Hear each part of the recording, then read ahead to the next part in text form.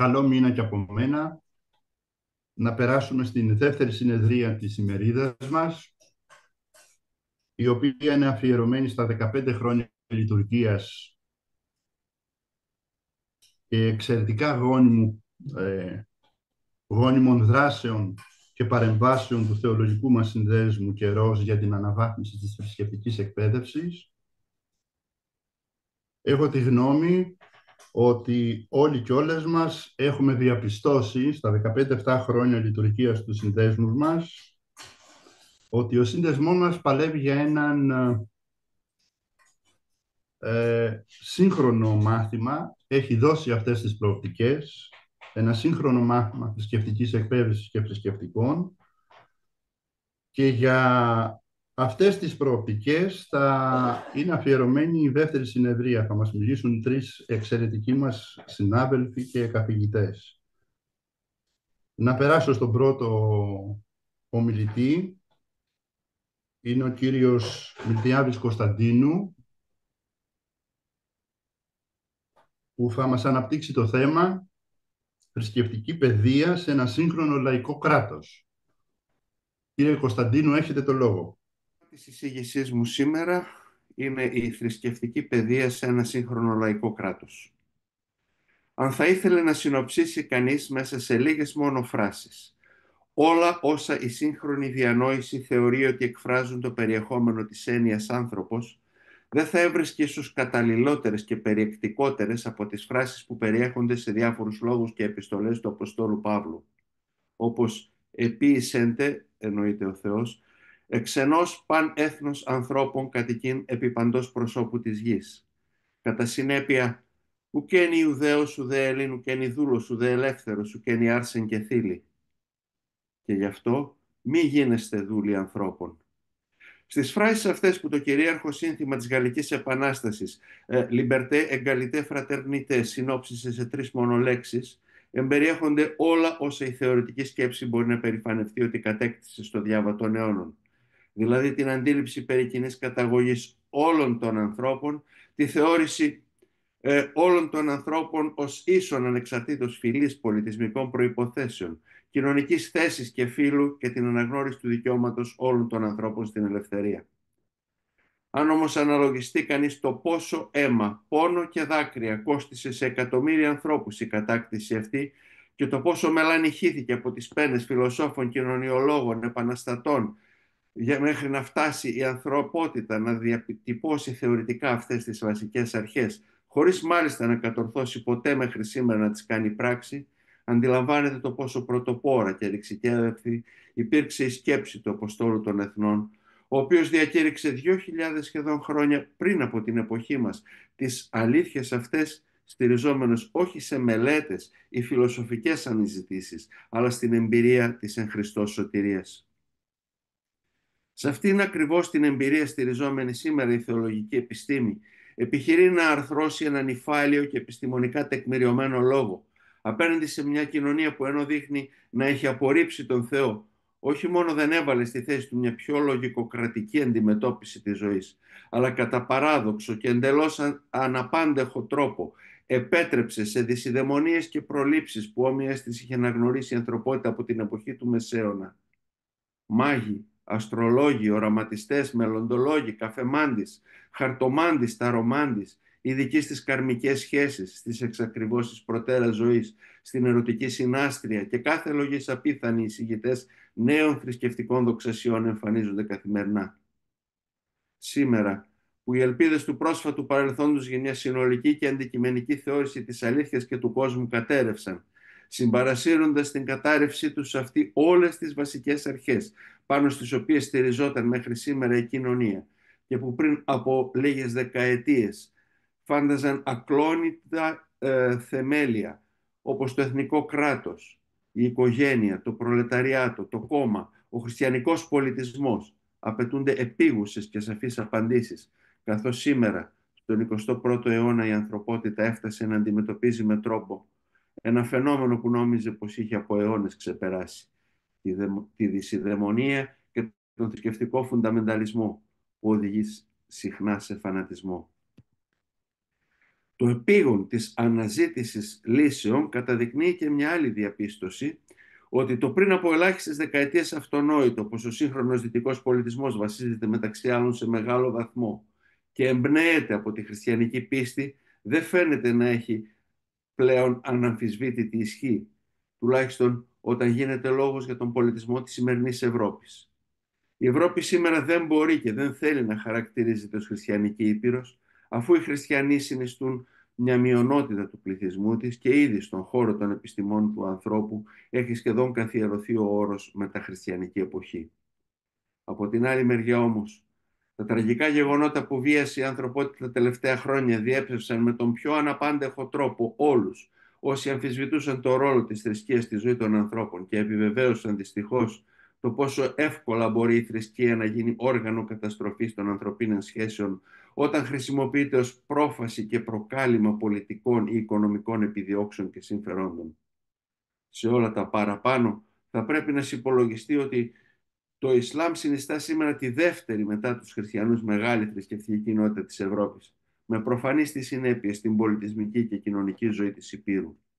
Είναι επομένως αυταπόδεικτο ότι η πολυπολιτισμική κοινωνία δεν μπορεί να υπάρξει και πολύ περισσότερο δεν έχει ελπίδες επιβίωσης χωρίς τη συνεργασία των θρησκειών σε όλα τα επίπεδα. Όμως σήμερα η κοινωνία φαίνεται να περνάει και σε ένα άλλο επίπεδο που για την ώρα είναι μεταβατικό. Από την άλλη όμως φαίνεται αναπόφευκτο. Το τέλος του παγκόσμιου νεοφιλελευθερισμού, ο οποίος αν και για πολλούς θεωρείται κάτι κακό, φαίνεται πλέον να μετεξελίσσεται σε κάτι πολύ χειρότερο. Και οι δύο συνιστώσεις του έχουν εξαφανιστεί. Η παγκοσμιότητα έχει πλέον μετατραπεί σε εθνικισμό και ο νεοφιλελευθερισμός έχει καταλήξει να εφαρμόζεται μόνο στην οικονομική σφαίρα. Τα κοινωνικά του συστατικά, δηλαδή η φυλετική και έμφυλη ισότητα, η ελεύθερη διακίνηση της εργασίας, η πολυπολιτισμικότητα, δεν υπάρχουν πια. Είναι νεκρά. Ό,τι απομένει είναι μόνο οι χαμηλοί φορολογικοί συντελεστές, η απορρίθμιση της οικονομίας και η λατρεία του κέρδους. Από την άλλη, σήμερα όλο και περισσότεροι άνθρωποι καλής θέλησης αναγνωρίζουν ότι η ασφάλεια και η σταθερότητα ενός κράτους εξαρτώνται από την παιδεία του και το μορφωτικό επίπεδο του λαού του και όχι από τον αριθμό των επιστημόνων που διαθέτει ή των ειδικών. Υποκατάστατο όμως σήμερα της παιδείας τείνουν να γίνουν τα μέσα μαζικής ενημέρωσης και ακόμα χειρότερα τα διάφορα μέσα κοινωνικής δικτύωσης που προσφέρουν ίσως γνώσεις και πληροφορίες, σπάνια ή ποτέ όμως προσφέρουν παιδεία, αξίες ή διαπλάθουν χαρακτήρες. Αυτό βέβαια δεν σημαίνει πως η παιδεία απέτυχε, αλλά ότι δυστυχώς σε ολόκληρη την Ευρωπαϊκή Ένωση φαίνεται να παραγωνίζεται συστηματικά, καθώς τα πανεπιστήμια μετατρέπονται σε κέντρα εκπαίδευσης επαγγελματιών και τεχνητών, όχι καλλιέργειας. Και για να ξεπεραστεί αυτό, είναι βέβαιο ότι πρέπει να προηγηθεί η έξοδος από το αδιέξοδο της κοινωνικο-οικονομικής κρίσης, που συνιστά και πάλι συνέπεια της αδυναμίας νοηματοδότησης της ζωής. Η εξασφάλιση μιας αξιοπρεπούς ζωής και η παροχή ορθής παιδείας είναι η καλύτερη θεραπεία για τον ρατσισμό και τον εξτρεμισμό. Έτσι ο θεολόγος καλείται σήμερα να κινηθεί ανάμεσα σε δύο ακραίες καταστάσεις. Καλείται να απευθυνθεί σε μια κοινωνία που φαινομενικά ευημερεί, σε μια κοινωνία που απολαμβάνει τα αγαθά της δημοκρατίας και της ελευθερίας και που νιώθει τόσο ισχυρή, ώστε να νομίζει ότι δεν χρειάζεται πια τον Θεό. Καλείται να απευθυνθεί σε μια κοινωνία που έχει συνδέσει τις αναφορές στο Θεό με τους διάφορους Αγιατολάχ, τους Ταλιμπάν ή τον πρόεδρο των Ηνωμένων Πολιτειών και τον Πατριάρχη Πασών των Ρωσιών, οπότε θεωρεί ότι το θέμα δεν την αφορά και επομένως αδιαφορεί. Ταυτόχρονα όμως, ένα σημαντικό μέρος της κοινωνίας αυτής δείχνει μια διαρκώς αυξανόμενη εμπιστοσύνη στις θεσμοθετημένες μορφές έκφρασης της πίστης, που φαίνεται να έχει καταλάβει ακόμη και την πολιτική ηγεσία της χώρας. Η κατάσταση αυτή όχι μόνο δεν αφήνει κάποια περιθώρια αντίδρασης, αλλά λειτουργεί και ανασταλτικά σε οποιαδήποτε προσπάθεια αναζήτησης και παραγωγής νέας θεολογικής σκέψης, περιορίζοντας τον ρόλο της θεολογίας στην επαναδιατύπωση παλιών παγιωμένων θεωρήσεων ή στην δικαιολόγηση και θεολογική τεκμηρίωση των όποιων επιλογών της εκκλησιαστικής εξουσίας. Μέσα από αυτή τη διαδικασία το παρελθόν εξειδανικεύεται. Κάθε δημιούργημα του παρελθόντος, ακόμα και το πιο αντιδραστικό και σκοταδιστικό, περιγράφεται ως ιδανική κατάσταση και ανυψώνεται σε δόγμα μετακίνητο. Η ανάλυση της σύγχρονης πραγματικότητας και η αναφορά στα προβλήματα της εποχής μας γίνονται μόνο για να καταδεικτούν οι υποτιθέμενες ολέθριες για την κοινωνία συνέπειες του διαφωτισμού και του δυτικού τρόπου σκέψης γενικότερα, ώστε να αιτιολογηθεί το αίτημα για επιστροφή στην ανώθευτη, μέσα σε εισαγωγικά, καθαρότητα του παρελθόντος. Είναι όμως προφανές ότι μια θεολογία που αδυνατεί να προσεγγίσει τα προβλήματα της σύγχρονης κοινωνίας, μια θεολογία που ζει και κινείται στο παρελθόν, μακριά από τις καθημερινές ανάγκες του ανθρώπου, μια θεολογία που απέναντι σε υπαρκτά και επίγοντα προβλήματα και σε σειρά ολόκληρη από αδιέξοδα έχει να προσφέρει φανταστικές μονολύσεις και διεξόδους, αρνείται ουσιαστικά τον εαυτό της, αφού στερείται ένα από τα πιο βασικά γνωρίσματα που οφείλει να έχει η θεολογία, το προφητικό, με την βιβλική βέβαια και όχι την τρέχουσα σημασία του όρου. Προφητική όμως διάσταση του θεολογικού λόγου σημαίνει ότι αυτός πρέπει να απαλλαγεί από την θρησκευτική κατανόηση της Εκκλησίας. Η ηγεσία της Εκκλησίας της Ελλάδος, αυτοπροσδιοριζόμενη συνήθως ως η Εκκλησία, διαφοροποιεί σαφώς τον εαυτό της από την υπόλοιπη ελληνική κοινωνία και πιέζει την πολιτική ηγεσία της χώρας για εξασφάλιση προνομίων για τον εαυτό της, ακόμα και ενάντια στην ελληνική κοινωνία, όπως για παράδειγμα την απέτηση για ανάβλωση ειδικών πτήσεων για μεταφορά του Αγίου Φωτός από το Ιεροσόλυμα και την αστεία υποδοχή του στην Αθήνα με τιμές αρχηγού κράτους. Στη διαμόρφωση της κατάστασης αυτής όμως δεν έχει ευθύνη μόνο η ηγεσία της Εκκλησίας, αλλά και η ελληνική διανόηση, καθώς υπάρχει μια υπεροπτική από την πλευρά της προσπάθεια περιθωριοποίησης της Εκκλησίας, σαν αυτή να μην είναι τμήμα της πνευματικής παραδόσεως του ελληνικού λαού, που εξακολουθεί να επηρεάζει ακόμα πλατιά στρώματά του. Δεν χρειάζονται ιδιαίτερες αναλύσεις για να αποδειχθεί ότι χωρίς τη συμβολή της διανόησης δεν είναι δυνατό να δημιουργηθεί η πολιτική βούληση που θα μπορεί να αντιμετωπίσει σωστά τον παράγοντα Εκκλησία και θα ρυθμίσει τον ρόλο της μέσα στη σύγχρονη ελληνική κοινωνία. Ανεξάρτητα πάντως από το ποιος ευθύνεται γι' αυτό, η κατάσταση εμφανίζεται σήμερα διαμορφωμένη. Η ηγεσία της Ελλαδικής Εκκλησίας με τις επιλογές της δείχνει να έχει συμβιβαστεί με την ιδέα ότι επίκειται ο χωρισμός της από το κράτος και ελπίζει αυτή τη φορά να μην πιαστεί απροετοίμαστη. Δυστυχώς όμως, ο τρόπος με τον οποίο προετοιμάζεται την οδηγεί με μαθηματική ακρίβεια στην παραπέραση ρίκνωσή της και περιοθεωριοποίησή της. Συγκεκριμένα, αντί να αναθέσει στις θεολογικές σχολές μια μελέτη για ανάλυση της σύγχρονης πραγματικότητας που θα την βοηθήσει να κάνει τις απαραίτητες ψύχρεμες επιλογές, προτιμά τις ερασιτεχνικές αναλύσεις αμφίβολης ποιότητας επικοινωνιολόγων και καταφεύγει σε ανιστόρητες και αψυχολόγητες αντιδράσεις που μπορεί προς στιγμή να δημιουργούν ένα κλίμα διοκόμενης εκκλησίας και να προκαλούν συσπήρωση των μελών της. Μακροπρόθεσμα όμως την βγάζουν έξω από τη διαδικασία διαμόρφωσης της νέας κοινωνίας. Ο χωρισμός εκκλησίας και κράτους, που θεωρείται σήμερα προϋπόθεση κάθε μοντέρνας κοινωνίας, οδηγεί συχνά στην παρεξήγηση ότι η πίστη δεν είναι πλέον υπόθεση κοινωνική, αλλά ιδιωτική που εμπίπτει στα σχετικά με την ατομική ελευθερία θέματα. Η ελευθερία της επιλογής των θρησκευτικών αποφάσεων ταιριάζει βέβαια στην τάση εξατομίκευσης και χαρακτηρίζει τη μοντέρνα κοινωνία. Το πιο συνηθισμένο όμως λάθος στην περίπτωση αυτή είναι ότι γίνεται πολλής λόγος για πολυπολιτισμική κοινωνία, αλλά σχεδόν ποτέ δεν συζητούνται οι όροι και οι προϋποθέσεις της διαμόρφωσης μιας τέτοιας κοινωνίας.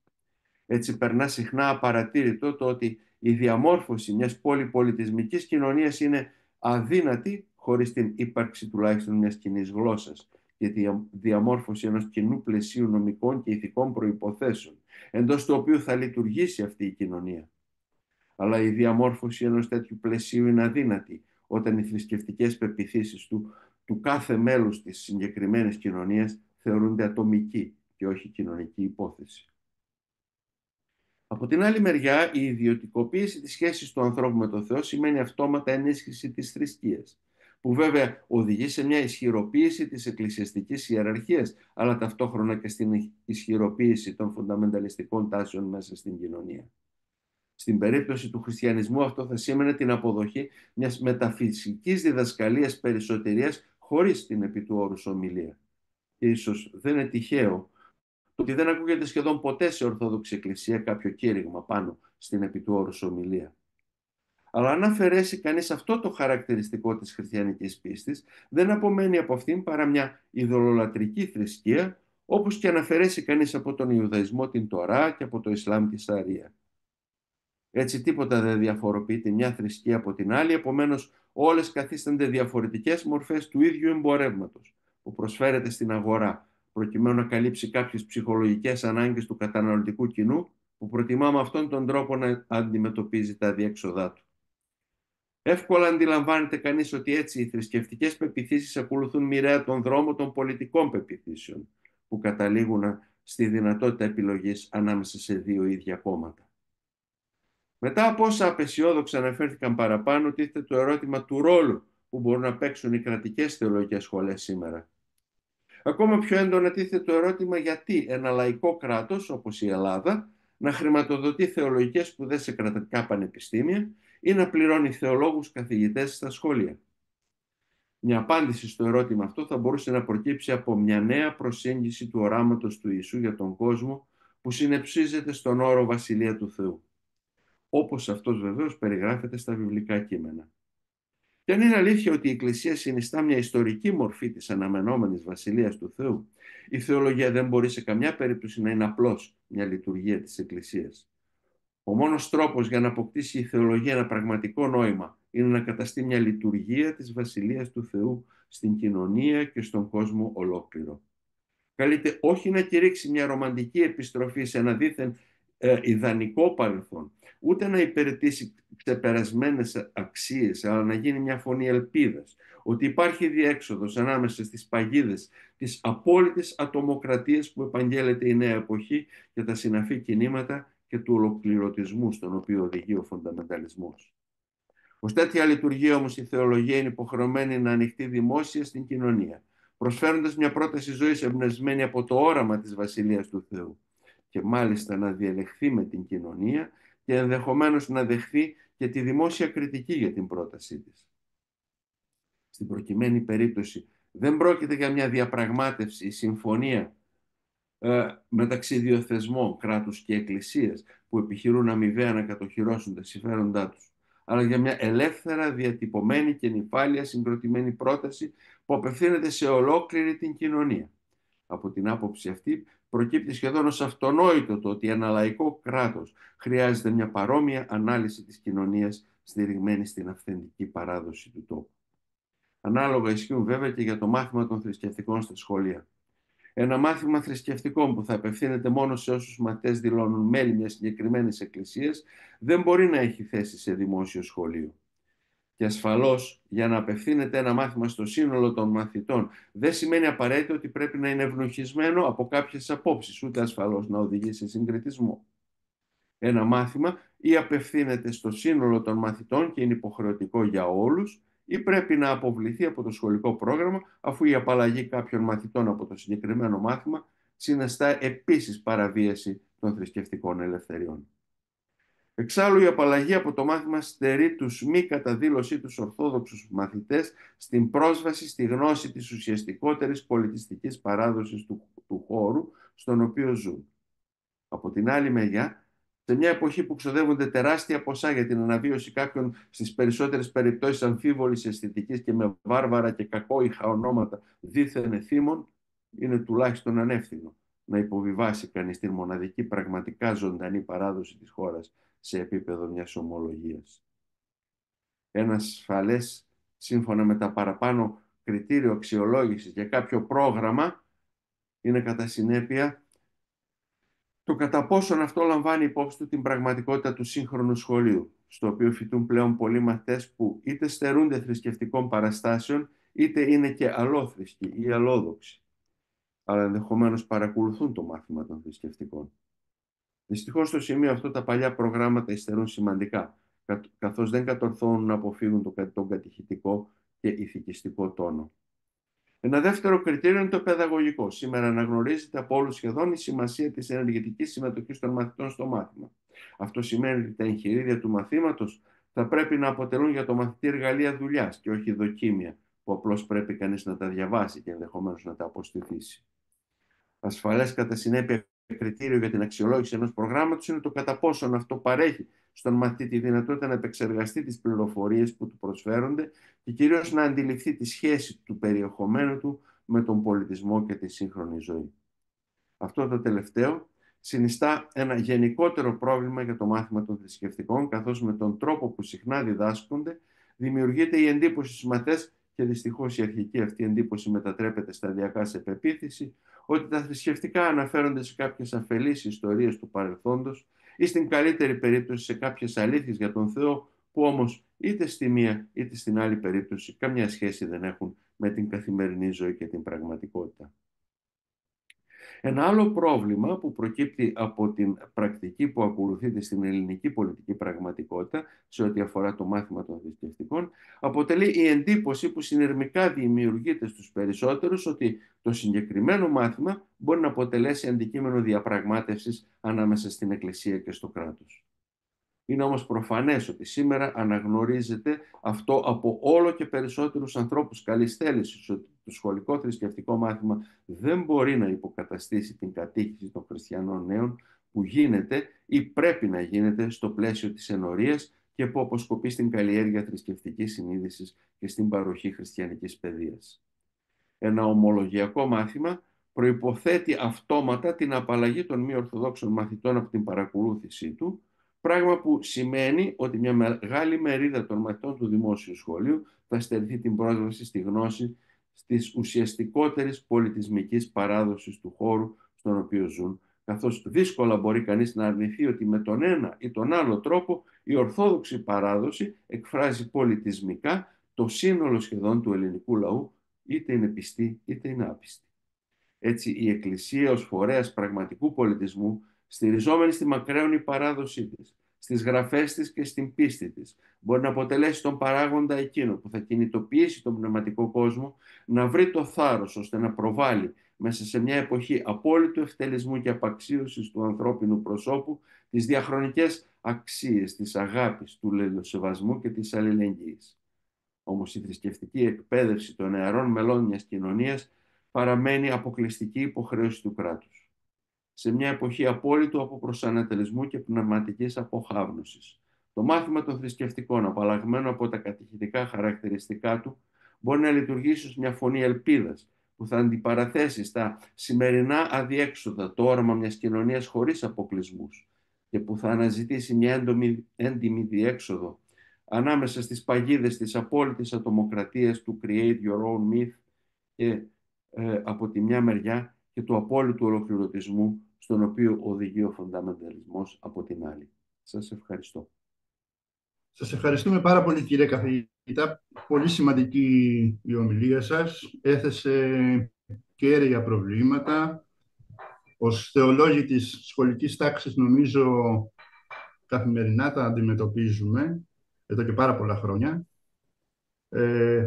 Θα μας δοθεί η ευκαιρία, πιστεύω, στο τέλος να τα συζητήσουμε.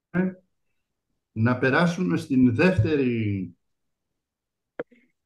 ομιλία μας από την συνάδελφο, την κυρία Κατερίνα Πενιρτζή Ζαχαράκη, με τίτλο «15 χρόνια καιρός, 15 χρόνια προσπάθειας και αγώνα για την αναβάθμιση της θρησκευτικής εκπαίδευσης». Κυρία Ζαχαράκη, έχετε τον λόγο. Καλημέρα σας. Ευχαριστώ πολύ το Διοικητικό Συμβούλιο για την τιμητική πρόσκληση να εισηγούμε στη σημερινή ημερίδα. Χαιρετίζω τη συνάντησή μας με θερμές ευχές για καλό μήνα και καλή και ευλογημένη από το Θεό χρονιά και για τον καιρό, αλλά και για την καθεμία και τον καθένα προσωπικά. Θα επιχειρήσω μια πολύ σύντομη αναδρομή στα δεδομένα της θρησκευτικής εκπαίδευσης και τον προβληματισμό γύρω από αυτά πριν τον καιρό. Από τα μέσα της δεκαετίας του 90, τα χρόνια προβλήματα που ταλαιπωρούν το μάθημα... Ναι. Να κλείσω. Παρακαλώ, λίγο κάμερα. φωνά σας. Δεν ακούγομαι. Ακούγεστε, κυρία Ζαχαράκη, ακούγεστε. Ωραία. Από τα μέσα της δεκαετίας του 90, τα χρόνια προβλήματα που ταλαιπωρούν το μάθημα των θρησκευτικών στη δευτεροβάθμια εκπαίδευση, κινητοποιούν ομάδες συναδέλφων σε όλη την Ελλάδα, Αθήνα, Θεσσαλονίκη, Βόλο, Κοζάνη, Πάτρα, με κοινό προβληματισμό το μάθημα, το περιεχόμενό του, τα πλαίσια λειτουργίας του, το χαρακτήρα του, το μέλλον του. Αναγνωρίζαμε την προνομιούχα θέση του μαθήματός μας και του θεολόγου σε όλες τις τάξεις γυμνασίου και λυκείου. Αναγνωρίζαμε όμως και τα ελάχιστα αποτελέσματα σε επίπεδο γνώσεων αλλά και διαμόρφωσης τρόπου ζωής. Διαπιστώναμε πόσο ξένος ήταν ο λόγος και ο τρόπος των σχολικών εγχειριδίων και των θεολόγων καθηγητών προς το λόγο και τα ερωτήματα των μαθητών. Η νέα πνοή στη θεολογία με το αίτημα της δεκαετίας του 60 επιστροφής στους πατέρες στην εκπαίδευση φτάνει με καθυστέρηση με τα αναλυτικά προγράμματα της δεκαετίας του 80 και τα εγχειρίδια που τη συνοδεύουν. Η αλλαγή σημαντική, αλλά δεν προλαβαίνει να καλύψει την καθυστέρηση και το χάσμα ανάμεσα στο θεολογικό λόγο και το λόγο των παιδιών. Και ενώ τα σοβαρά θέματα, ο ξένος τους μαθητές και βαρύς θεολογικός λόγος των αναλυτικών προγραμμάτων και εγχειριδίων και η φυσιογνωμία του μαθήματος απασχολούν τους εκπαιδευτικούς και πρέπει να συζητηθούν σοβαρά και να αντιμετωπιστούν σοβαρά, μας προλαβαίνει η ξαφνική εμπλοκή του μαθήματος στην εκπαιδευτική μεταρρύθμιση και αλλάζει ριζικά τα δεδομένα του προβληματισμού. Τα θρησκευτικά συμπεριλήφθηκαν για πρώτη φορά στα πανελληνίως εξεταζόμενα μαθήματα της Δευτέρας Λυκείου. Έχουμε ένα μάθημα πλέον που εξετάζεται πανελληνίως, βαθμολογείται όπως ακριβώς και τα άλλα μαθήματα, χωρίς όμως να αλλάξει τίποτε από όσα ίσχυαν για το μάθημα και χωρίς καμιά προηγούμενη εμπειρία των διδασκόντων σε τέτοια διαδικασία. Από πολλούς θεωρήθηκε αναβάθμιση του μαθήματος αυτό, η οποία το διασφάλιζε βέβαια, το ερώτημα όμως ήταν αν σήμαινε και την ουσιαστική του αναβάθμιση. Τότε έχουμε ένα ευχάριστο ξάφνιασμα, όπως το είδαμε οι περισσότεροι και όπως το ονόμασε ο Παντελής Καλαϊτζίδης. Τη διακαινήσιμη εβδομάδα του 1999, με πρωτοβουλία συναδέλφων από όλη την Ελλάδα, γίνεται στο Βόλο μια διημερίδα θεολόγων καθηγητών του Λυκείου, που αργότερα καθιερώθηκε ως η πρώτη συνάντηση θεολόγων καθηγητών με θέμα το μάθημα των θρησκευτικών στο ενιαίο Λύκειο. Νέα δεδομένα και προοπτικές. Η συνάντηση αυτή πυροδότησε μια έντονη κινητικότητα στον χώρο των εκπαιδευτικών θεολόγων και λειτουργήσε ως πρότυπο για τις δύο επόμενες συναντήσεις. Η δεύτερη γίνεται το τριήμερο 1 έως 3 Οκτωβρίου του 1999 και διοργανώνεται από το Σύνδεσμο Θεολόγων Κοζάνης και το περιοδικό Σύναξη σε συνεργασία με τους σχολικούς συμβούλους θεολόγων Κοζάνης και Ημαθίας. Με θέμα το θρησκευτικό μάθημα σε μια κοινωνία που αλλάζει. Στις δύο αυτές συναντήσεις στόχος ήταν ο επαναπροσδιορισμός του ρόλου και της θέσης του θρησκευτικού μαθήματος και στο πλαίσιο της εκπαιδευτικής μεταρρύθμισης που συντελούνταν, αλλά και γιατί πραγματικά η κοινωνία άλλαζε ριζικά και ραγδαία. Την επόμενη χρονιά, 5 και 6 Μαΐου του 2000, γίνεται η τρίτη συνάντηση στην Αθήνα, στη Γερμανική Σχολή Αθηνών, με θέμα θρησκευτική παιδεία στη σύγχρονη κοινωνία, θέσεις και αντιθέσεις. Η ομάδα των θεολόγων συναδέλφων από την Αθήνα που οργάνωσε και συντόνισε τη συνάντηση θέλησε να δώσει βήμα λόγου για το θρησκευτικό μάθημα στην κοινωνία μέσα στην οποία υπάρχουμε και που μας παρακολουθεί, που έχει λόγο και συχνά αντίλογο στις θέσεις μας. Ακούσαμε τις θέσεις των εισηγητών, κουβαλούσαμε και τη δική μας εμπειρία από τη σχολική πρακτική και καταλάβαμε ότι έπρεπε να διαλεχθούμε ειλικρινά, λαμβάνοντας σοβαρά υπόψη και τις αντιθέσεις με όλους τους ενδιαφερόμενους, αν θέλαμε να κατανοηθούν και να αμβληνθούν οι όποιες διαφορές και να φανούν δυνατές λύσεις στα προβλήματα της θρησκευτικής εκπαίδευσης. Μετά τις ζυμώσεις αυτές έφτασε ο καιρός και περίσσεψε η ανάγκη της δημιουργίας ενός συλλογικού οργάνου μέσα από το οποίο θα μπορούσε να εκφραστεί η δυναμική που είχε δημιουργηθεί όλα αυτά τα χρόνια. Και δημιουργήθηκε ο Πανελλήνιος Θεολογικός Σύνδεσμος Καιρός για την αναβάθμιση της θρησκευτικής εκπαίδευσης. Ο Καιρός.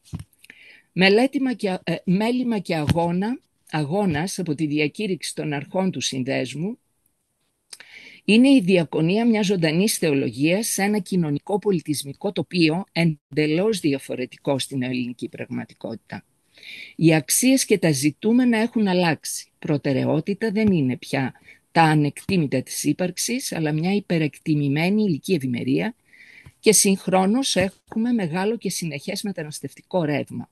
Άνθρωποι άλλων πολιτισμών, άλλων θρησκευμάτων είναι δίπλα μας, στη γειτονιά μας και στα σπίτια μας λίγο αργότερα.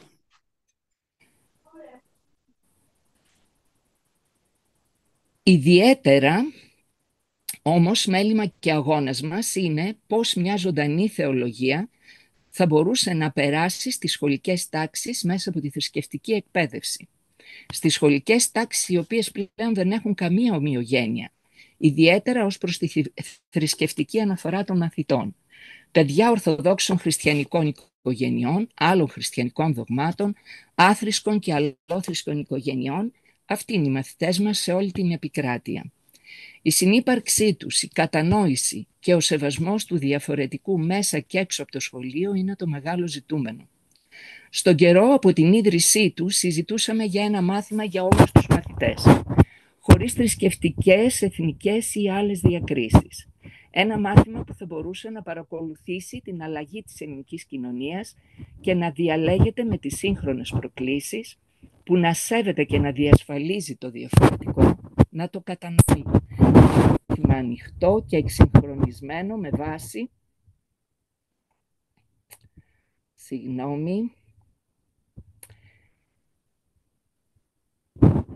Λοιπόν, με βάση τις τελευταίες διεθνείς εξελίξεις στις παιδαγωγικές επιστήμες και ειδικά στη διδακτική του μαθήματος.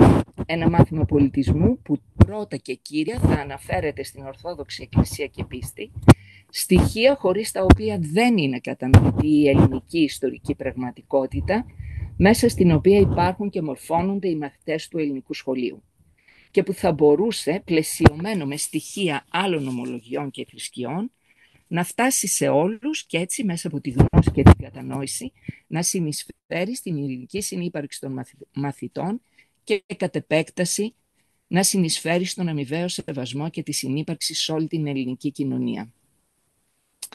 Το 2010 το Υπουργείο Παιδείας και Θρησκευμάτων προχώρησε στην εκπόνηση νέων προγραμμάτων σπουδών για όλα τα μαθήματα της υποχρεωτικής εκπαίδευσης, το νέο σχολείο. Στο πλαίσιο αυτό έγινε και το νέο πρόγραμμα σπουδών για το μάθημα των θρησκευτικών. Η πρόταση που διατύπωνε ο καιρός για το μάθημα στο δημοτικό και το γυμνάσιο βρήκε πρόσφορο έδαφος να υλοποιηθεί, γιατί κρίθηκε πως εκπαιδευτικά και θεματικά πληρούσε τις προϋποθέσεις που έθεταν τα νέα προγράμματα σπουδών. Στην ίδια δεκαετία έγινε και το νέο πρόγραμμα σπουδών για το Λύκειο. Λειτουργήσαν πιλωτικά στην αρχή και αργότερα βελτιωμένα και αναθεωρημένα σε όλα τα σχολεία. Είχαμε ένα νέο από κάθε άποψη πρόγραμμα σπουδών. Χαρακτηρίστηκε ως πρόγραμμα διαδικασίας. Έδινε έμφαση στον τρόπο σκέψης των μαθητών και στη διαδικασία της μάθησης. Μέσα από τις διάφορες τεχνικές διδασκαλίας που πρότεινε, διευκόλυνε με εφικτές λύσεις την αντιμετώπιση δυσκολιών και όσον αφορά την κατανόηση της ύλης και όσον αφορά τις σχέσεις εκπαιδευτικού μαθητών γνώσης που αναπτύσσονται στη σχολική τάξη. Και το πολύ σημαντικό, ένα πρόγραμμα σχεδιασμένο για όλους τους μαθητές, ανεξάρτητα από την όποια θρησκευτική ή μη δέσμευσή τους. Στο μάθημα αυτό οι μαθητές εκπαιδεύονταν στο διάλογο και την κατανόηση με τον θρησκευτικά άλλο, στην κριτική κατανόηση του ρόλου της θρησκείας στη σύγχρονη ζωή, με ζητούμενο την ευαισθητοποίηση σε ζητήματα που διχάζουν την ανθρωπότητα. Το νέο πρόγραμμα σπουδών ενίσχυε το ρόλο του δασκάλου ώστε να είναι καθοδηγητικός στη μάθηση, συντονιστικός της ομάδας τάξης, εμψυχωτικός στη μαθησιακή διαδικασία, διαμεσολαβητικός ανάμεσα στο μαθητή και τη γνώση, συμβουλευτικός, παιδαγωγικός, στοχαστικός και αναστοχαστικός σε όλη τη διαδικασία της μάθησης. Ο ρόλος λοιπόν του δασκάλου, έτσι όπως καθορίζονταν στο νέο πρόγραμμα σπουδών, είναι δημιουργικός αλλά και πολύ απαιτητικός. Η επιτυχία ή η αποτυχία των αλλαγών που προτείνονταν αποτελούσε σε μεγάλο βαθμό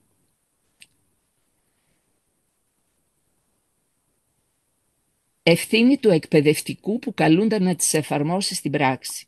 Εξάλλου, σύμφωνα με επιστημονικές έρευνες, με στόχο τον εντοπισμό των παραγόντων που διαδραματίζουν καθοριστικό ρόλο στην ποιότητα της πρωτοβάθμιας και δευτεροβάθμιας εκπαίδευσης, η ποιότητα της εκπαίδευσης σε μια χώρα δεν εξαρτάται ούτε από τις κρατικές δαπάνες, ούτε από το μέγεθος της τάξης, ούτε από τον προοδευτικό χαρακτήρα των εκπαιδευτικών μεταρρυθμίσεων.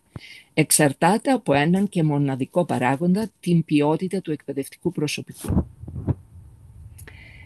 Η ανάγκη για την προσαρμογή των εκπαιδευτικών στο νέο περιβάλλον που δημιούργησε αυτό το νέο πρόγραμμα σπουδών, δημιούργησε και την άμεση και μεγάλη ανάγκη επιμόρφωσης των θεολόγων εκπαιδευτικών προκειμένου να αναπτύξουν τις δεξιότητες που απαιτούσε η αλλαγή. Αυτή την ανάγκη αναγνώρισε από την αρχή και ο Σύνδεσμος Καιρός και την έκανε προτεραιότητά του τα χρόνια της παρουσίας του στον εκπαιδευτικό κόσμο με πολλές και ποικίλες επιμορφωτικές δράσεις. Έγιναν επιμορφωτικές ημερίδες, σεμινάρια, βιωματικά εργαστήρια για θεολόγους και δασκάλους, για τα νέα προγράμματα σπουδών και τους φακέλους του μαθήματος. Λειτουργήσαν εργαστήρια διδακτικής μεθοδολογίας με προσομοίωση τάξης για τη διδασκαλία θεματικής ενότητας και το σχεδιασμό του μαθήματος. Πολύ σημαντικό ήταν και το βιωματικό εργαστήριο στήριξης εκπαιδευτικών θεολόγων στην ψυχοσυναισθηματική προσέγγιση της εκπαιδευτικής διαδικασίας. Επιμορφωτικές δράσεις πραγματοποίησε ο Καιρός σε Αθήνα, Θεσσαλονίκη και σε διάφορες πόλεις σε όλη την Ελλάδα, στην Πάτρα, την Κοζάνη, την Καστοριά. Έγιναν εργαστήρια σχεδιασμού και υλοποίησης των νέων προγραμμάτων σπουδών, επιμορφωτικές ημερίδες και συναντήσεις για το μάθημα στο Λύκειο. Από το 2017 επιμορφωτικά λειτουργήσαν και οι πανελλήνιες συναντήσεις θεολόγων του καιρού που έγιναν στην Αθήνα και στη Θεσσαλονίκη. Μέχρι σήμερα έγιναν 7 πανελλήνιες συναντήσεις. Τα θέματα των συναντήσεων καθόριζαν και το περιεχόμενο των βιωματικών εργαστηρίων που ακολουθούσαν το θεωρητικό μέρος σε όλες τις συναντήσεις μας. Οι εισηγήσεις κάθε φορά λειτουργήσαν συμπληρωματικά με τα παιδαγωγικά και βιωματικά εργαστήρια. Τα συμπεράσματα των εισηγήσεων, οι θεολογικές ιδέες και τα σχετικά κείμενα μπορούσαν να μετασχηματιστούν στα εργαστήρια σε διδακτικές προτάσεις για εφαρμογή στη σχολική τάξη. Στόχος όλων των επιμορφωτικών συναντήσεων ήταν τα όποια γνωστικά και διδακτικά ωφέλη αποκόμιζε ο εκπαιδευτικός να μπορεί άμεσα να τα ενσωματώσει στη διδασκαλία του στην τάξη. Οι εκπαιδευτικοί είχαν την ευκαιρία στις επιμορφώσεις να εκφράσουν και να ανταλλάξουν προσωπικές απόψεις και εμπειρίες με σκοπό και το θεολογικό και διεπιστημονικό διάλογο, αλλά και την παιδαγωγική προσέγγιση της θρησκευτικής γνώσης. Ταυτόχρονα αναζητούσαν τρόπους και αναδείκνυαν κριτήρια για το σχεδιασμό και το περιεχόμενο του καθημερινού μαθήματος, αλλά και για μεθόδους και τεχνικές διδασκαλίας. Η επιμόρφωση απευθύνονταν δηλαδή στους εκπαιδευτικούς, ώστε να αποκτήσουν τις δεξιότητες που απαιτούσε ο νέος ρόλος τους στο νέο πρόγραμμα, με τελικό αποδέκτη όλης αυτής της γνώσης το μαθητή, ο οποίος καλούνταν να φτάσει να λειτουργεί κριτικά και δημιουργικά, σαν σκεπτόμενο άτομο, ώστε να μπορεί να αναλάβει την ευθύνη του εαυτού του, αλλά και την ευθύνη της ειρηνικής συνύπαρξης στο κοινωνικό του χώρο. Οι επιμορφώσεις του καιρού γίνονταν από το σχεδιασμό μέχρι και την υλοποίησή τους από μαχόμενους εκπαιδευτικούς στη σχολική τάξη, με την εμπλοκή των επιμορφούμενων εκπαιδευτικών στις δραστηριότητες των εργαστηρίων. Η αξιοποίηση και εφαρμογή όλων των τεχνικών μεθόδων διδασκαλίας συνέβαλαν και στη γνωριμία των επιμορφούμενων με τις μεθόδους αυτές, αλλά και στην ολιστική εμπλοκή τους στη διαδικασία. Το νέο πρόγραμμα στηρίζονταν εξάλλου στο πώς της μάθησης, δηλαδή στις τεχνικές διδασκαλίες που ενθαρρύνουν την αυτενέργεια και τη δημιουργικότητα μέσα από το διάλογο για την ουσιαστική επικοινωνία στη σχολική τάξη χωρίς έτοιμες απαντήσεις. Σε όλες τις επιμορφώσεις που οργάνωσε ο καιρός, οι συνάδελφοι θεολόγοι ανταποκρίθηκαν θετικά. Συμμετείχαν είτε ως επιμορφωτές είτε ως επιμορφούμενοι με μεράκι και έμπνευση. Σχεδίαζαν, υλοποιούσαν, παρακολουθούσαν τις επιμορφώσεις, αντάλλασαν ιδέες και εμπειρίες. Το νέο πρόγραμμα από τη δομή του έδινε δυνατότητες συνεργασίας μεταξύ των εκπαιδευτικών για πειραματισμό και για την εφαρμογή καινοτομιών, ώστε το μάθημά μας να είναι το αναζωογονητικό μάθημα του σχολείου. Σήμερα τα πράγματα στη θρησκευτική εκπαίδευση δυστυχώς άλλαξαν. Μετά τις δικαστικές περιπέτειες και του προγράμματος σπουδών και του καιρού, στις οποίες δεν θα αναφερθώ τώρα, και πριν προλάβουμε να προωθήσουμε για βελτίωση τα δύσκολα σημεία και θέματα του προγράμματος, τα οποία σημειώσαμε μέσα από την πράξη στη σχολική τάξη, αυτό κρίθηκε αντισυνταγματικό από το Συμβούλιο της Επικρατείας ως μη ομολογιακό και αποσύρθηκε. Νέο μεταβατικό ονομαζόμενο πρόγραμμα σπουδών ομολογιακού χαρακτήρα τώρα εκπονήθηκε για όλη την εκπαίδευση. Οι εκπαιδευτικοί βέβαια το ξέρουμε καλά πως η ανάγκη για ανανέωση γνώσεων και δεξιοτήτων δεν σταματάει ποτέ. Επομένως, συνεχής και ανεξάντλητη είναι και η ανάγκη της επιμόρφωσης. Όλη όμως η δυναμική που αναπτύχθηκε αυτά τα 15 χρόνια είναι μια παρακαταθήκη που δεν χάνεται. Μπορεί να λειτουργήσει σαν παραδομένη εμπειρία, η οποία θα φέρνει όλους τους εμπλεκόμενους στη θρησκευτική εκπαίδευση και ιδιαίτερα τον καιρό μπροστά στην ευθύνη να συνεχίσει το έργο που ξεκίνησε με τις πολύτιμες και ουσιαστικές επιμορφωτικές του δράσεις. Όσο πιο πολύ θα διευρύνεται ο κύκλος των επιμορφωμένων και διαφοροποιημένων θεολόγων εκπαιδευτικών, τόσο περισσότερο θα αναδεικνύεται η ανάγκη και το αίτημα για προγράμματα σπουδών που θα κατευθύνουν σε ένα θρησκευτικό μάθημα ικανό να απαντάει στο σημερινό μαθητή και στα ζητήματα των καιρών, μας λένε οι συνάδελφοι Βάσο Γόγου και Απόστολος Μπάρλος, οι οποίοι μεταξύ άλλων που έκαναν για το μάθημα των θρησκευτικών έδωσαν κυριολεκτικά την ψυχή τους για την επιμόρφωση των θεολόγων εκπαιδευτικών. Στα 15 χρόνια από την ίδρυση του καιρού, όσον αφορά το μάθημα και τα εκπαιδευτικά πράγματα γενικότερα, ο Σύνδεσμος πρωτοστάτησε σε πολλά και έκανε αρκετά. Θα μπορούσαν να γίνουν ακόμη περισσότερα και σημαντικά. Τίποτε όμως σε συλλογικό επίπεδο δεν γίνεται χωρίς την ενεργό συμμετοχή των πολλών. Ας φροντίσουμε όλοι πλέον να διορθωθούν τα όποια λάθη και να καλυφθούν οι ελλείψεις. Ευχαριστώ. Ευχαριστούμε πάρα πολύ. Εξαιρετική η εισήγησή σας. Να είστε καλά. Θίξατε ζητήματα τα οποία στα 15 αυτά χρόνια με τις πολλαπλές αλλαγές των προγραμμάτων σπουδών που έχουν συμβεί τα βλέπουμε καθημερινά οι θεολόγοι της τάξης και κυρίως τις ψηφίδες που έβαλε ο καιρός αυτά τα 15 χρόνια για την αναβάθμιση του μαθήματός μας. Να μην τρώμε το χρόνο, να περάσουμε στον τρίτο ομιλητή, τον κύριο Μαυροκοστίδη, με θέμα η γλώσσα της θεολογίας και η γλώσσα των νέων στο σχολείο σήμερα. Αγαπητέ Γρηγόρη, έχεις το λόγο. Ευχαριστώ πολύ τον καιρό καταρχήν και θέλω να συγχαρώ για τη διοργάνωση αυτού του συνεδρίου που αφορά στην ευθύνη του θεολογικού λόγου σήμερα. Και δεύτερον, να εκφράσω τη χαρά μου για την πρόσκληση να βρίσκομαι ανάμεσα σε φίλους και συναδέρφους για να δούμε μαζί ένα θέμα σημαντικό και επίκαιρο, θα έλεγα, για μαθητές, γονείς και δασκάλους, που αφορά βέβαια στο μάθημα των θρησκευτικών στην εκπαίδευση. Το δικό μου θέμα στη σημερινή σύναξη αφορά στη γλώσσα των νέων και στη γλώσσα της θεολογίας στο σχολείο σήμερα. Ο διάλογος για την αναβάθμιση του μαθήματος των θρησκευτικών στην εκπαίδευση συνεχίζει στις μέρες μας με έναν ξεχωριστό ενδιαφέρον στο πλαίσιο των αλλαγών που συντελούνται γενικότερα στον τόπο, στην Ευρώπη και στον κόσμο, όπως περιέγραψε ο Μιλτιάδης προηγουμένως. Ο διάλογος για τη γλώσσα της θεολογίας, το περιεχόμενο, το χαρακτήρα του στόχους του μαθήματος των θρησκευτικών είναι διάλογος για τους νέους. Είναι διάλογος για τον άνθρωπο. Μπαίνοντας στην τάξη όλα αυτά τα χρόνια, πολλές φορές θυμάμαι το τραγούδι του Σαββόπουλου. Δεν ξέρω τι να παίξω στα παιδιά, ούτε και στους μεγάλους. Είμαι μεγάλος με τυράντες και γυαλιά και όλο φοβάμαι το αύριο. Ζούμε σε ένα όνειρο που τρίζει. Το όνειρο που χτίζουμε δοκιμάζεται καθημερινά στο χώρο του σχολείου. Πώς να μιλήσεις στα παιδιά για την ομορφιά της ζωής, για την αλήθεια της εκκλησιαστικής ζωής, όταν αυτή εξαντλείται σε σχήματα και ιδεολογίες κύματα ξεκομμένα από τη χαρά της ζωής.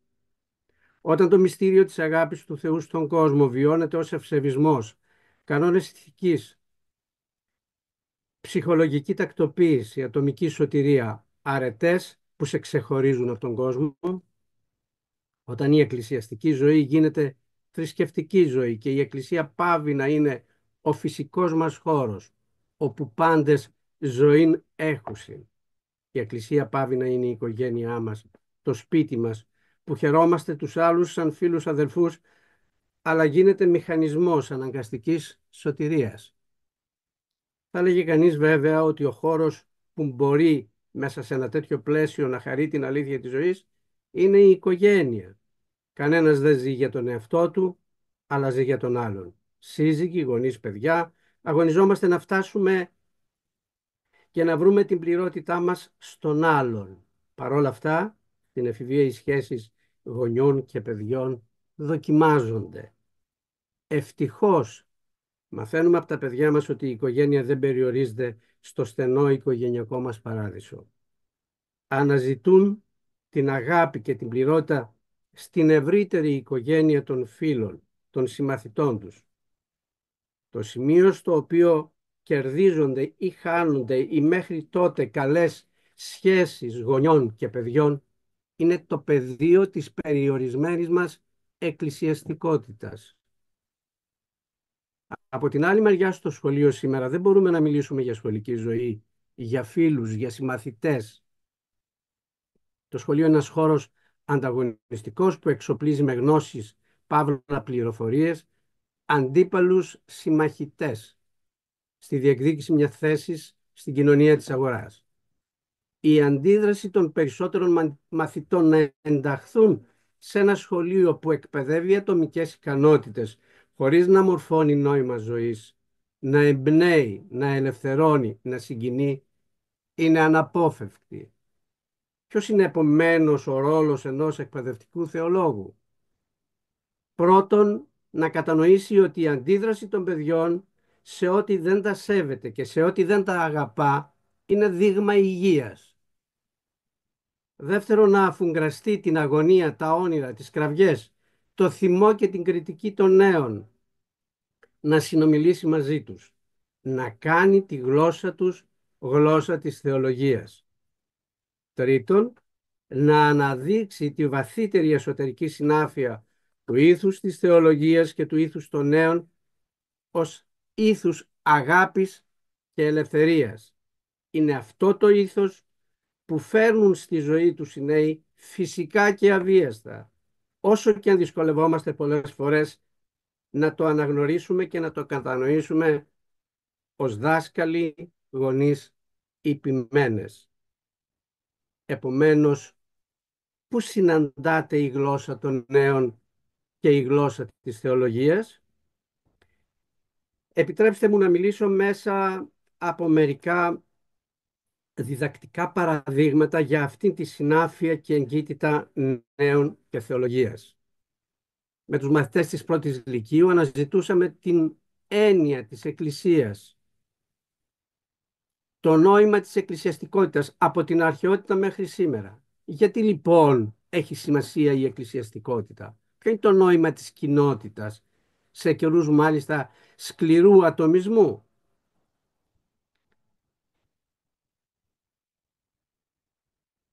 Μερικές από τις απαντήσεις των μαθητών. Η ζωή χωρίς τους άλλους, χωρίς την αγάπη, χωρίς την ανάσα της ελευθερίας δεν έχει νόημα, χρώμα, ζωντάνια. Και με όλες τις ανέσεις του κόσμου η ζωή είναι άδεια. Θα τρελαινόμουν χωρίς κάποιον να μιλήσω, να αγγίξω. Πώς μπορείς να χαίρεσαι μόνος σου? Ο Θεός δεν μας έπλασε να είμαστε μόνοι. Παράδεισος είναι η κοινωνία. Κόλαση είναι η μοναξιά. Θα προτιμούσα μια κόλαση με ανθρώπους που να νοιάζομαι. Αυτές είναι απαντήσεις των μαθητών και τις βρίσκει κανείς πολύ κοντά στην πατερική και τη βιβλική παράδοση. Την η κόλαση. Έστεινουν κόλαση υποθυμένης στέρησης. λέει ο Άγιος Γρηγόριος ο Παλαμάς. Η κόλαση είναι όταν οι άνθρωποι δεν μπορούν να δουν ο ένας το πρόσωπο του άλλου, γιατί είναι δεμένοι πλάτη με πλάτη. Θα τονίσει χαρακτηριστικά ο Αββάς Μακάριος. Πόσο όμως και πού ψηλαφείται για τους μαθητές σήμερα η σχέση αγάπης και ελευθερίας. Ένα παράδειγμα από το project στα πλαίσια του μαθήματος των θρησκευτικών. Στα μέσα της χρονιάς της πρώτης λυκείου αφιερώναμε 8 διδακτικές ώρες για να μελετήσουμε ένα κείμενο καθημερινό, αυτό της Θείας Λειτουργίας του Ιωάννου του Χρυσοστόμου. Ο στόχος της αναζήτησης ήταν να δούμε ποια είναι η εικόνα του Θεού και ποια είναι η εικόνα του ανθρώπου μέσα από αυτό το κείμενο. Είναι εντυπωσιακό ότι κατά τη διαδικασία αποδελτίωσης του κειμένου, διαβάζοντας πρώτα τη μετάφραση, παράλληλα το κείμενο αντιφωνικά, οι μαθητές κατέληγαν εύκολα και περιέγραφαν αυτή τη σχέση σαν σχέση πατέρα και παιδιού. Παρ' όλα αυτά, με τις δυσκολίες που ενέχει η πραγμάτωση αυτής της σχέσης, όπως συμβαίνει και με τη δική τους σχέση, με τους γονείς τους, κυρίως στην περίοδο της εφηβείας. Δηλαδή, η αγάπη, Κύριε, προβληματίζει, εμποδίζει, φυλακίζει, γίνεται μια αγκαλιά φυλακή χωρίς την ελευθερία. Και αυτό τα παιδιά το γνωρίζουν, το κατανοούν και στο σπίτι τους και στην εκκλησία και στο σχολείο. Ένα τρίτο παράδειγμα, στη Δευτέρα Λυκείου μελετάγαμε το φαινόμενο του αθεϊσμού μέσα από παράλληλα κείμενα πατέρων και θεωρητικών του αθεϊσμού. Τι λέει ο αθεϊσμός? Ότι η σχέση Θεού ανθρώπου είναι σχέση φόβου και ανάγκης. Ο φοβισμένος, ο ανήμπορος, ο εξαρτημένος άνθρωπος δημιουργεί έναν παντοδύναμο, πλούσιο, δίκαιο Θεό. Θεό τιμωρό όμως, Θεό της ηθικής, εχθρό της ζωής. Αν λύσουμε επομένως τα κοινωνικά ή ψυχολογικά προβλήματα του ανθρώπου, δεν υπάρχει λόγος σχέσης Θεού ανθρώπου.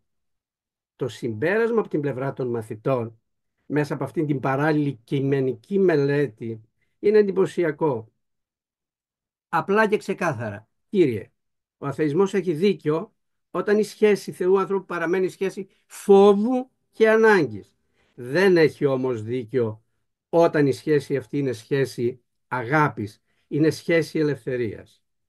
Όλοι μας, Κύριε, αναζητούμε στη ζωή μας έναν φίλο που θα μας αγαπήσει και θα μας σέβεται. Του δίνουμε τη ζωή μας. Υπάρχουν σήμερα, τέταρτο παράδειγμα και τελειώνω, υπάρχουν σήμερα απαντήσεις με κριτήρια ορθόδοξη θεολογία στο ερώτημα που αφορά στη σχέση πίστης, γνώσης, επιστήμης και θεολογίας, ή θα συνεχίσουμε ως θεολόγοι να δαιμονοποιούμε τη λογική και το διαφωτισμό που γέννησε όλα τα κακά στον κόσμο? Γνωρίζουμε ήδη από τον 4ο αιώνα, από την εποχή των ιεραρχών που σήμερα γιορτάζουμε, ότι οι πατέρες πίστη και γνώση, θεολογία και επιστήμη δεν τις ταύτιζαν ούτε συγκρούονταν. Ότι και τα δύο είναι δώρα του Θεού στον άνθρωπο. Απαντούν σε διαφορετικά ερωτήματα με διαφορετικές μεθόδους γνώσης, έρευνας, για να συμβάλλουν στην αναζήτηση της αλήθειας της ζωής. Όμως η σύγκρουση αυτή συνεχίζεται και στις μέρες μας, όχι για λόγους αναζήτησης της αλήθειας, αλλά για λόγους διαχείρισής της. Ποιος λοιπόν θα διαφεντεύει τον άνθρωπο? Το ζήσαμε τα τελευταία χρόνια με τον COVID, με τραγικά αποτελέσματα για τον τόπο μας και για τον κόσμο όλο. Η έννοια της δημιουργίας του Θεού στην Αγία Γραφή και στους πατέρες γνωρίζουμε ότι ταυτίζεται με την αγάπη και την ελευθερία. Ο άνθρωπος και ο κόσμος είναι δημιούργημα της αγάπης και όχι του ανταγωνισμού και της σύγκρουσης των διαφορών θεοτήτων. Η αλήθεια αυτή επιβεβαιώνεται και δεν επιβεβαιώνεται και δεν απορρίπτεται επιστημονικά. Βιώνεται όμως και επαληθεύεται εμπειρικά. Αλλά και για τους νέους, για τους μαθητές, η έννοια της δημιουργίας ταυτίζεται με την αγάπη και την ελευθερία όταν καλούνται να διαλέξουν τα ουσιώδη της ζωής τους. Επιλογή σχολής, επαγγέλματος, φιλίας, προσώπου με το οποίο θα ζήσουν. Το κριτήριο της κοινωνικής καταξίωσης ή της οικονομικής επιλογής υποχωρεί απέναντι σε αυτό που απλά στα ελληνικά λέμε μεράκι, αγάπη για αυτό που θέλω να κάνω. Ζούμε μέσα σε ένα όνειρο που τρίζει. Μα ο κόσμος ο αληθινός είναι ο γιος μας, ο μεγάλος και ο μικρός. Αγαπητοί φίλοι, είμαστε θεολόγοι καθηγητές της τριτοβάθμιας, της δευτεροβάθμιας και της πρωτοβάθμιας εκπαίδευσης πάνω από 40 χρόνια, που θέλουμε να μεταφέρουμε την αγωνία μας μιας γενιάς θεολόγων εκπαιδευτικών που οραματίστηκαν ήδη από τα φοιτητικά τους χρόνια. Ένα σύγχρονο θεολογικό λόγο, ανακαινιστικό, αγαπητικό, πατερικό, που ξέρει να διαλέγεται με τα σύγχρονα κοινωνικά, πολιτικά και επιστημονικά ρεύματα, προκειμένου να διασφαλιστεί η ελευθερία και η μοναδικότητα του ανθρώπινου προσώπου, η ακεραιότητα της δημιουργίας και η ενότητα του κόσμου με σεβασμό στη διαφορετικότητα εν το συνδέσμο της ειρήνης. Αυτή είναι η ευθύνη μας. Το οφείλουμε στους μαθητές μας και στους δασκάλους μας. Άρα, επανέρχομαι στο αρχικό ερώτημα, μπορεί η θεολογία μας να αγκαλιάσει το σημερινό άνθρωπο, το σημερινό μαθητή?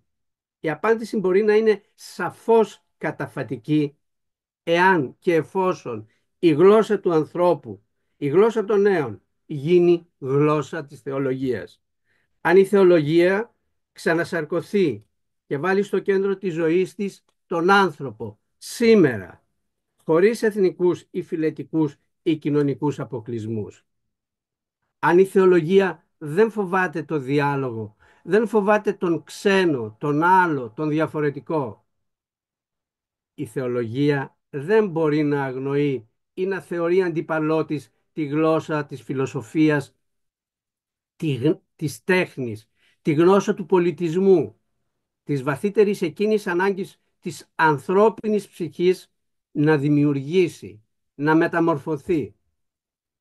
Η σάρκωση της αλήθειας για το Θεό και τον άνθρωπο σε κάθε εποχή δεν συνιστά εκοσμίκευση της θεολογίας, αλλά πραγμάτωση της αλήθειας που κουβαλάει. Αντίθετα, ο πυρήνας όλων των αιρέσεων διαχρονικά βρίσκονταν, εδράζονταν στο φόβο και στην υποτίμηση του ανθρώπινου προσώπου. Από την εποχή του αριανισμού μέχρι σήμερα. Εάν δεν εκτιμάς και αν αγαπάς ακόμα τον άνθρωπο, φτιάχνεις αλήθειες που περιορίζουν, που σκοτώνουν τη ζωή. Αλήθειες χωρίς τον άνθρωπο. Το μάθημα των θρησκευτικών, επομένως, ως μάθημα παιδείας για όλους τους μαθητές και όχι μάθημα εξειδικευμένης θρησκευτικής επιλογής, μπορεί να καλύψει τις ανάγκες και τα ενδιαφέροντα όλων των μαθητών σήμερα στο δημόσιο σχολείο, προσφέροντας τις μορφωτικές προϋποθέσεις για τη διαμόρφωση ελεύθερης συνείδησης του κάθε μαθητή και δεύτερον, προσφέροντας τις μορφωτικές προϋποθέσεις για να σχετίσουν τον μαθητή με το ιστορικό, πολιτιστικό, κοινωνικό και θρησκευτικό του περιβάλλον. Ένας ρόλος βαθιά παιδαγωγικός στη συνάντησή μας με τον άλλον. Αγαπητοί φίλοι, η εκπαιδευτική μας εμπειρία μας οδηγεί στο συμπέρασμα ότι ο μαθητής σήμερα δεν μπορεί να μην γνωρίζει και για την Ορθοδοξία και για το χριστιανισμό και για τα άλλα θρησκεύματα ως αυριανός πολίτης. Είναι ζήτημα αμορφωσιάς ή σκοπιμότητας αν αυτό δεν κατανοείται στις μέρες μας.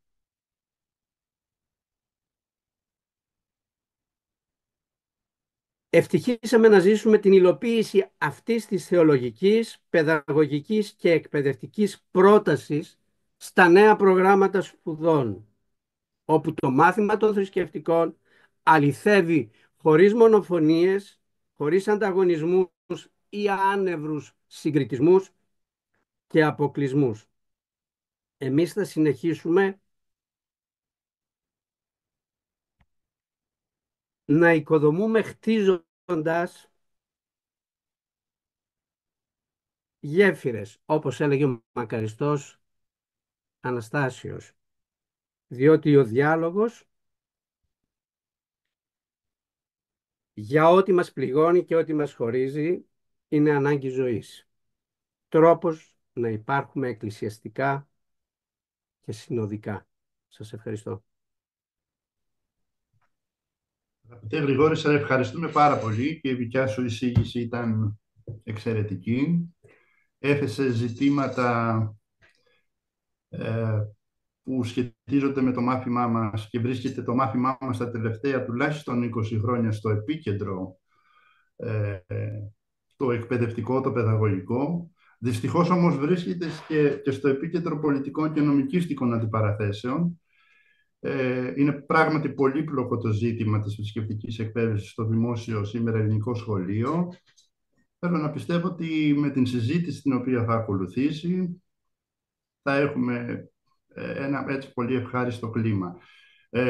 Θα παρακαλούσα τους συναδέλφους, όσοι έχουν να κάνουν κάποια παρέμβαση, να είναι σύντομοι όμως, ή κάποιο ερώτημα, ή στο chat, ή να σηκώσουν το χεράκι τους.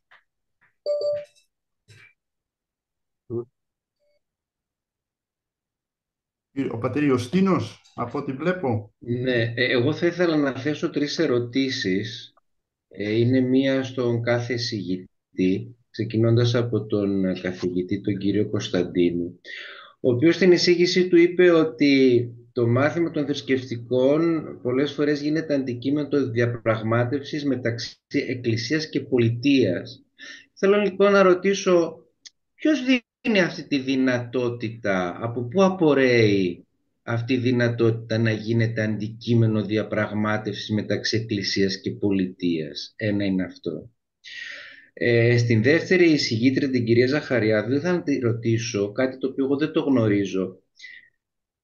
Σε ποιο κενό βασίστηκε το Συμβούλιο της Επικρατείας, ούτως ώστε να επαναφέρει ένα πρόγραμμα ομολογιακού μαθήματος θρησκευτικών στο σχολείο? Δηλαδή, για να πάρει μια τέτοια απόφαση σημαίνει κάτι υπήρξε ένα κενό, υπήρξε κάτι το οποίο του έδωσε αυτή τη δυνατότητα. Και το τρίτο ερώτημα, το οποίο έχει να κάνει με την εισήγηση του κυρίου Μαυροκωστίδη, συγγνώμη. Εγώ καταλαβαίνω αυτή την αγωνία, την οποία την έζησα και εγώ μέσα στην τάξη,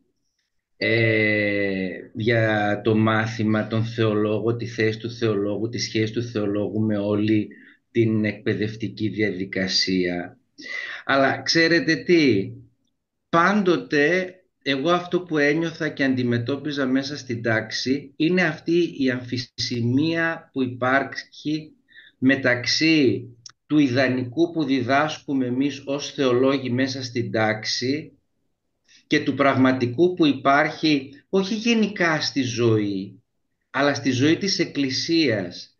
Δηλαδή, όταν γινόταν η συζήτηση πριν από λίγο καιρό για τους γάμους των ομοφυλοφίλων και όλη αυτή την συζήτηση, τα παιδιά ένα ερώτημα έθεταν. Η Εκκλησία, η οποία μιλάει για αυτό το θέμα, γνωρίζει αυτούς τους ανθρώπους? Τους κάλεσε να τους ρωτήσει ποια είναι η ανάγκη και ποια είναι η δική τους η αγωνία για όλα αυτά τα θέματα? Έβλεπαν στις επιτροπές της Βουλής να καλούνται οι γονείς από το ουράνιο τόξο, δεν ξέρω εγώ, από άλλες ομάδες που ενδιαφέρονταν για αυτό το ζήτημα.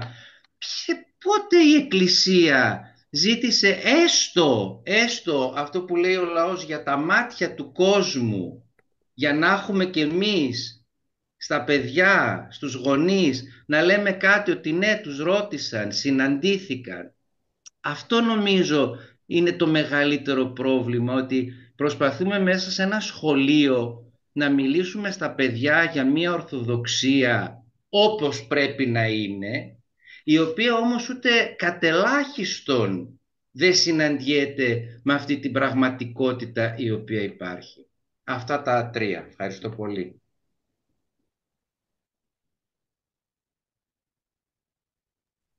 Να ξεκινήσω εγώ. Δυστυχώς το βίντεο μου είναι αποκλεισμένο, οπότε δεν βλέπετε τη φάτσα μου. Με ακούτε όμως, ελπίζω. Ναι. Σας ακούμε. Ναι, ναι, πολύ καθαρά. Ξέρουμε ότι έχετε πολύ ωραία φάτσα και αυτό μας αρκεί. Καλά.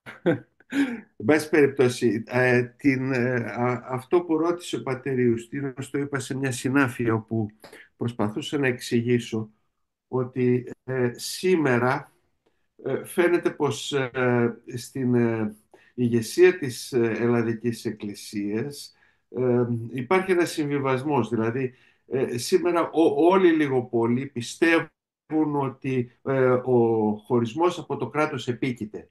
Έτσι υπάρχει μια έντονη προσπάθεια, τουλάχιστον αυτή τη φορά, να μην πιαστούμε απροετοίμαστοι, αλλά δυστυχώς ο τρόπος της προετοιμασίας είναι να μπορέσουμε να αποκτήσουμε όσο μπορούμε πιο πολλά, ώστε να έχουμε διαπραγματευτικά χαρτιά.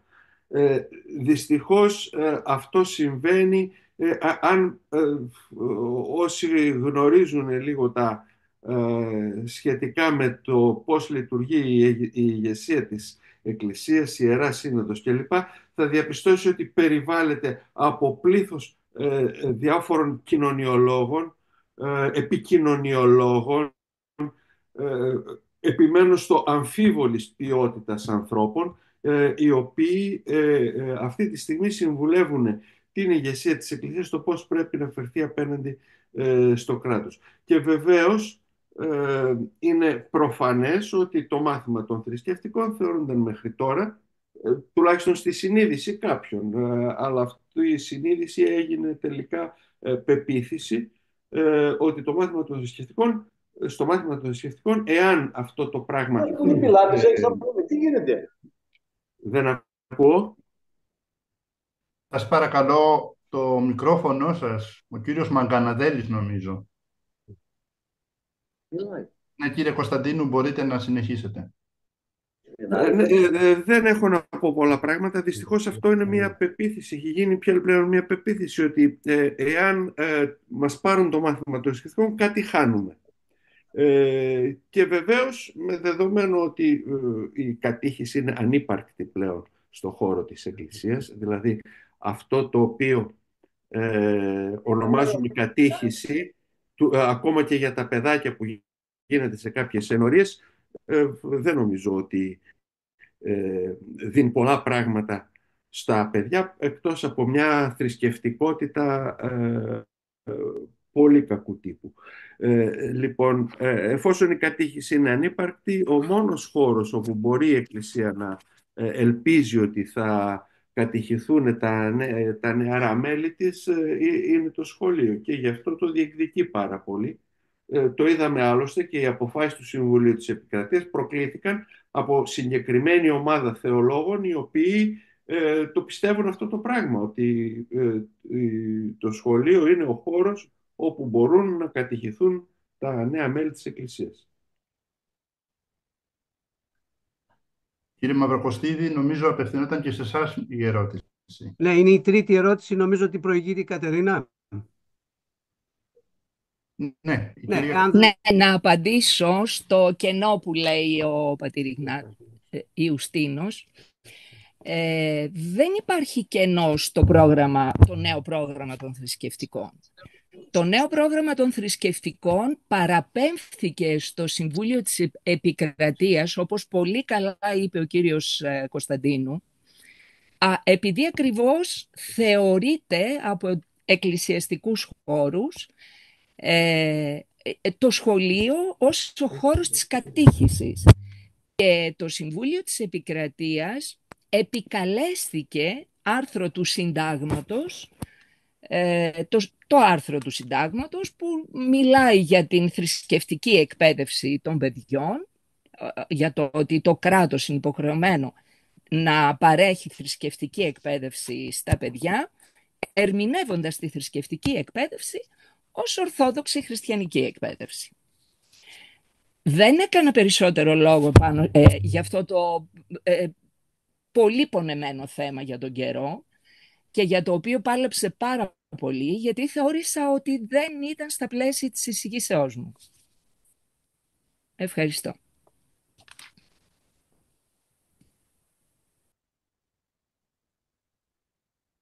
Πάτερ Ιουστίνε, έχετε απόλυτο δίκιο στην ερώτηση που μου κάνατε. Συνεννοούμαστε, συμφωνούμε απόλυτα. Αυτή είναι η δυσκολία, θα το πω, και ο σταυρός ενός εκπαιδευτικού θεολόγου. Πώς δηλαδή να πει την αλήθεια χωρίς να φανεί ότι αβαντάρει θεσμούς.